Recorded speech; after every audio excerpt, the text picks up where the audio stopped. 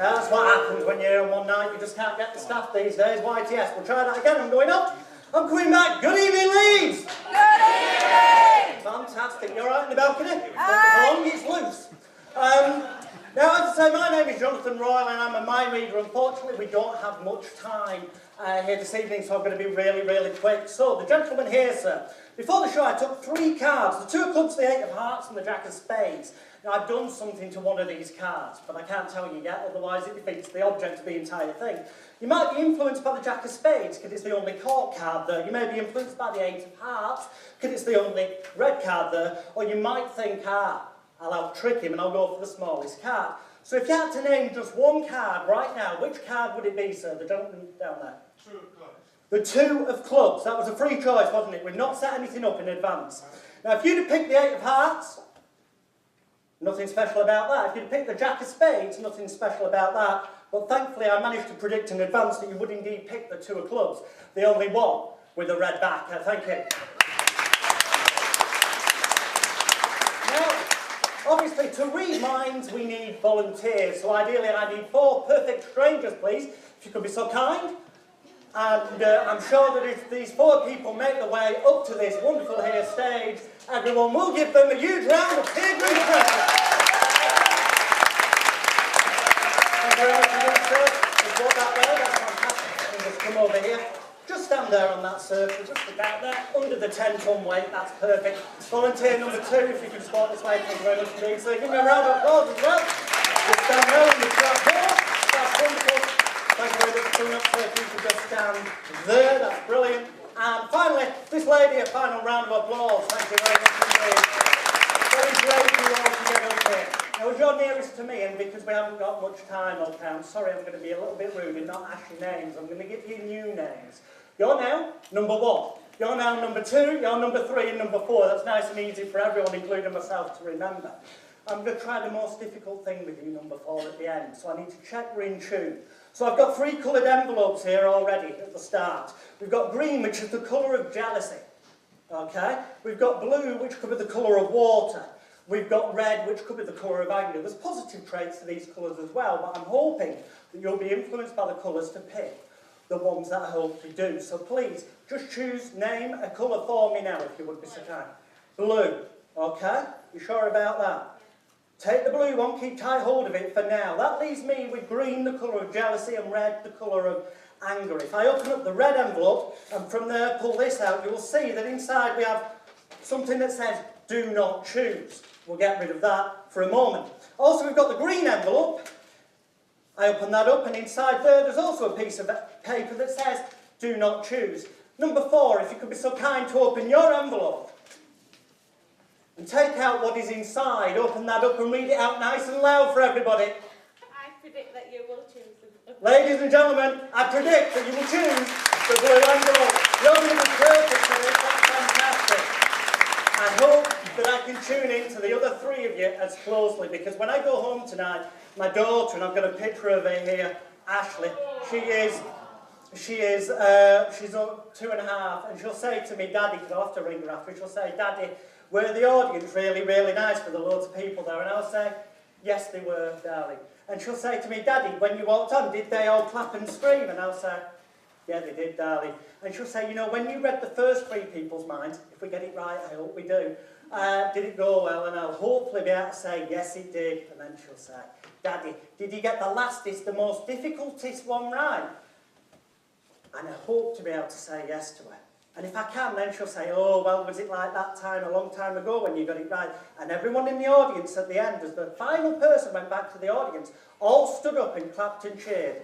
Well, ladies and gentlemen, you won't want me to disappoint that little girl, would you? But on a serious note, who here had a VHS video player when we used to have that? Yeah, okay. Who is as sad as me that they had a video book? You know where you kept a note of what tapes had what programmes recorded on, and which had blank space left? A few of you, I can tell by the laughs there. Well, I've got a similar thing for my daughter, except it's cartoon characters and film characters. Different characters of different DVDs that she's got. We play a game to help her get to bed at night, because she won't always be decisive and decide which actual DVD she wants. So the game we play is, that we've got number cards, and we're teaching her to, obviously, she's getting more and more words now. We started this when she was a lot younger. So what I'd like you to do is just say, stop, sir. You could have stopped there, number 13. Just take that hoodie against your chest. I don't want to see it, okay? Just say stop. Stop. You could have had number 21, but take that hoodie against your chest. Keep it nice and close. Stop. Stop. Okay, could have been number 4, it isn't. Hold it against your chest. And definitely don't let me see yours because we're going to do something really difficult with you. So just say stop. Stop.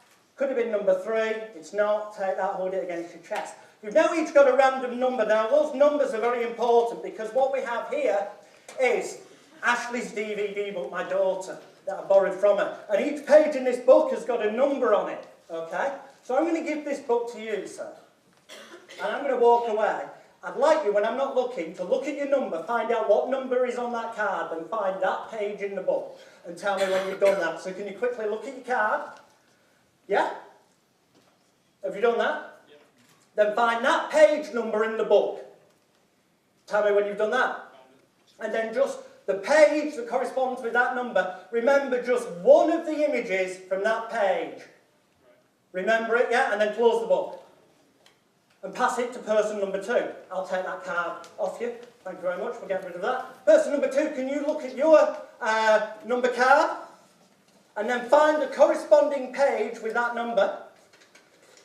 And when you've done that, remember just one of the images. You've done that, yeah, and pass it to person number 3. That's fantastic. We can get rid of that. Person number 3, if you could look at your card, I think you're getting the idea now. Find the page number that corresponds with that number that you freely selected. And then remember just one of the images on that page. Have you got one? Yeah, close the book, hand it to person number 4, but please do not open the book yet. And we'll get rid of the card. The first 3 people, person number 1, 2 and 3. Think of your images you've got in mind. Imagine that in front of you here is a television set, perhaps a TV with a DVD player underneath it, and you're just about to place in the relevant DVD into that DVD player for my daughter. So just imagine doing that on the count of 3, place it in, and it starts to play. Imagine yours, look at the screen, and I need to see the way you're thinking. Okay, we're going to go for this. Don't say anything, don't tell me anything until I ask you. But the 3 characters I'm going to go with and name are, don't tell me if I'm right there, but I'm going to go with Thomas the Tank Engine, Bob, it's a kid's book, it's my daughter's, Thomas the Tank Engine, Bob the Builder, and I think Scooby-Doo. I'm going to come to you first, sir. On the count of 3, if I name the character that you freely chose and it was in your head, please just shout out hallelujah and then make your way back. Everyone will give you a huge round of applause. 1, 2, 3. Bob the Builder. Was it correct? Yeah, we said Bob the Builder. Give him a round of applause to go back to the audience. Fantastic. But on the count of 3, if I named yours, just say hallelujah. 1, 2, 3. Hallelujah. Give him a round of applause and go back to the audience. Fantastic. Person number 3, if I named yours, just say hallelujah on the count of 3. 1, 2, 3. Hallelujah. Give him a round of applause and go back to the audience. Now, there's only one person, so I can ask your name, darling. What's your name? Laura. Okay. Now, the thing is, I realised that perhaps because my daughter uses that so often, peripheral vision, I may have noticed roughly where the book opened, and I'd know which 6 characters were on that page, and I know what she picks most normally, so what is most likely to have been chosen. So I thought the only way to truly know if I was reading somebody's mind was if I was blindfolded. So I'm going to blindfold myself. While I'm doing that, I would like you to look at your number card, okay? Look at it. And then, do me a favour, because I can't see a damn thing. Could you just get my hand and bring me forward a bit, please, Laura? Thank you. Look at your number card. Then find that page in the book. And when you've got that page, tell me. Remember, one image from that page, then close the book and place it onto the table, wherever that goddamn is now. And then if you could stand so that you are at the side of me, but looking sort of at me, Laura. And think of the character you've got in mind. Okay, if we get this right, everyone will go mad with applause as you go back to the audience. Here we go. Right, I'm getting something. I'm getting the colour green. Without giving away what it is you're thinking of, does the colour green make sense? Yeah, it does. Fantastic. I'm going to go for it then. The character is Kermit the Frog. Laura, sorry about this, where are you? Where's your hand? Thank you for getting up. Sorry, some things don't always work. Give her a round of applause and still back. Come on, Laura. What character was it? Trap. Okay, have you made your way back? Well, ladies and gentlemen, unfortunately, it looks like I might have to tell lies to my daughter tonight, which is a shame. Because if we'd have got this right, I'm sure you'd have been all standing members of the audience, and we would have had a miracle. And then I saw her face.